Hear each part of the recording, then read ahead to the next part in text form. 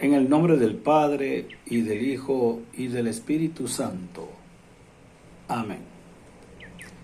Bienvenidos sean todas y todos a esta tercera fase de la experiencia de ejercicios espirituales que las GBX Venezuela, junto con un grupo de personas allegadas, ha organizado en este año 2022 del Señor. En la tercera fase de los ejercicios, que va del número 190 al 209, Ignacio nos coloca frente al hecho de la pasión, el elemento salvador de la humanidad, y nos pide meternos en la película escena por escena. Durante toda la tercera semana de ejercicios, el ejercitante es enfrentado a los misterios de la pasión, como los llama Ignacio, y comienza a hacer como unas especies de cortes en el recorrido de la pasión para que en cada corte se haga una meditación, una repetición, una composición del lugar, etcétera, etcétera, etcétera. Ahora, nosotros en esta experiencia de ejercicio les vamos a pedir que antes de entrar propiamente a los textos de la pasión, hagamos una meditación sobre las razones por las cuales Jesús llegó a esto. Sin embargo, esta meditación la vamos a hacer dentro de la tercera fase, dentro de la tercera semana, y pediremos a la gracia del Señor lo mismo. Será aquí dolor, sentimiento y confusión, porque por mis pecados va el Señor a la pasión. Esa es la petición para esta tercera semana, la pueden ver en el número 193. La idea de esta meditación es que miremos a Jesucristo preparándose para ello, viviendo los acontecimientos que lo llevaron a la muerte, y de esa manera nos enamoremos de la persona de Jesús. Un poco dejando la segunda semana de ejercicios, ver a Jesús en su vida pública, y el otro entrando propiamente a los misterios de la pasión. Para esto vamos a realizar un recorrido lento por el capítulo 11 de San Marcos. Y el capítulo 11 de San Marcos, que es el que abre, digamos así, los elementos conflictivos que llevaron a Jesús a la muerte, comienza viendo a Jesús caminando por Betania, muy cerca de Betfagé, dice específicamente el evangelista. Ese sitio era bastante conocido aparentemente por Jesús, porque en ese sitio vivían Marta, María y Lázaro, el que resucitó de entre los muertos. Además de eso, pide a 2 seguidores que busquen un pollino, y les dice a los seguidores que la gente de ahí va a reaccionar de X manera. Efectivamente, la gente reaccionó tal y como Jesús lo indica, con lo cual pudiéramos pensar que Jesús conocía muy bien esa zona. Eso lo pueden ver en el versículo 9 y 10. Recuerden que estamos ante un Jesús totalmente humano, y es lo que quiero que nosotros nos metamos en la cabeza y en nuestra meditación. Somos parte de una historia, y esta es la historia que relata Marcos. No significa que sea histórico, simplemente Marcos la relata.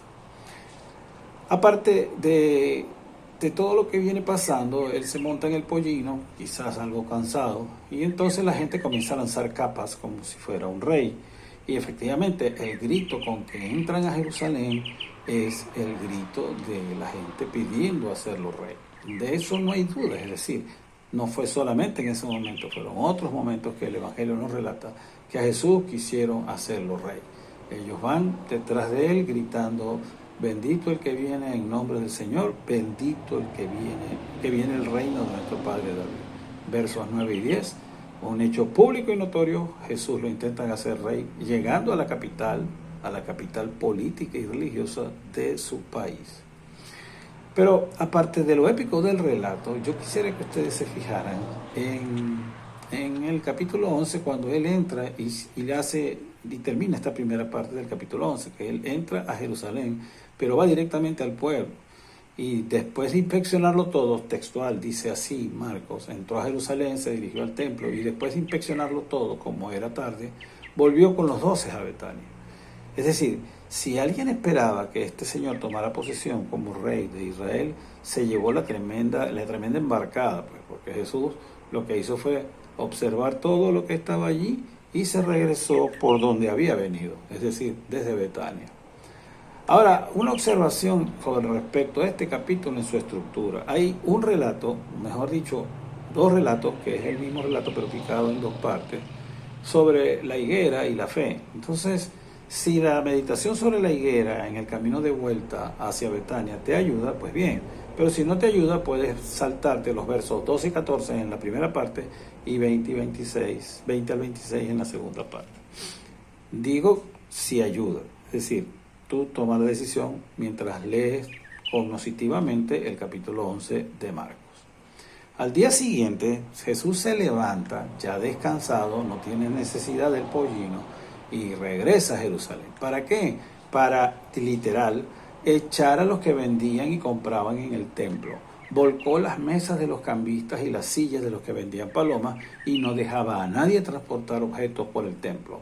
Versículos 15 y 16 del capítulo 11 que estamos siguiendo.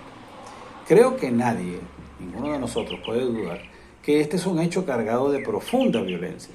Además, que le suelte unos epítetos que a cualquiera le ofenderían. Cueva de asaltantes. Observen que Jesús vuelve al atardecer a Betania. Y uno piensa, ¿era una base de operaciones Betania? No se queda en la noche en la ciudad capital. Tal parece que las desapariciones ocurren desde antes de los tiempos modernos. Es más fácil desaparecer a alguien de noche que de día y ante miles de testigos. A la mañana siguiente, cualquiera podría pensar que Jesús iba a poner tierra de por medio, porque además se enfrentó a una guardia bien organizada y apoyada por un imperio. Obviamente, si él sabe que lo van a seguir, yo me voy de aquí, pero no, él se regresó al templo. Ahora, imagínense, el día anterior se arma ese acto violento por todas partes en el templo y Jesús se regresa al día siguiente. ¿Qué creen ustedes que va a hacer la gente que vive alrededor del templo cuando lo ve caminar hacia allá? Pues lo que hace toda la gente que quiere averiguar, se va detrás de él, a ver qué era lo que iba a pasar en el templo.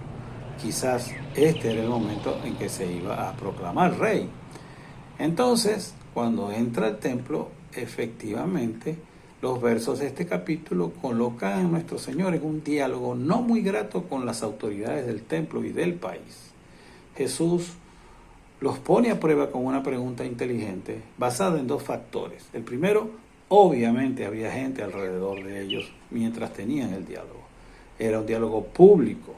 Y el segundo factor era la figura de Juan el Bautista, que recién acababa de ser asesinado por Herodes. Entonces, cuando él les hace la pregunta, la pueden ver en ese capítulo, una pregunta muy capciosa, las autoridades no les queda más remedio que contestarle, no lo saben. Entonces Jesús le dice, yo tampoco les digo en nombre de quién o con qué autoridad hago esto. Dejar en ridículo a las autoridades del país delante de todo el pueblo indicaba que Jesús había firmado su muerte. Metamos nuestros 5 sentidos en esta meditación. Sintamos el miedo del enfrentamiento. Yo no creo que Jesús no haya estado temblando interiormente al enfrentarse a tanto poder delante de él. La angustia del perseguido. Él sabe que lo van a perseguir. Él sabe que en lo que salga de ahí es reo de muerte y lo van a perseguir. Por eso se esconde en el huerto de los olivos.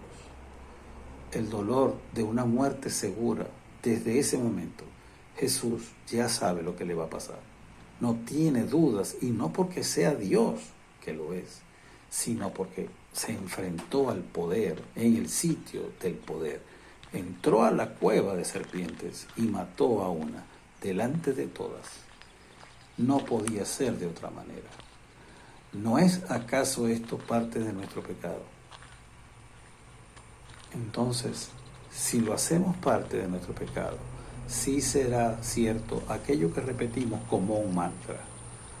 Cristo murió por nuestro pecado, sí, pero murió por ese pecado, por enfrentarse al poder. Entonces, esperamos que la contemplación de este relato y después la continuación de los relatos propios de la pasión, que en el material que les enviamos a través de Telegram están las citas exactas, pueda servir para que en este momento nos asociemos con Cristo que sufre, con Cristo que siente angustia, con Cristo que al final estará solo. Que así sea y que su Espíritu nos acompañe por siempre. Mucha misericordia necesitamos de parte del Señor para que podamos afrontar esta meditación. En el nombre del Padre, y del Hijo, y del Espíritu Santo. Amén.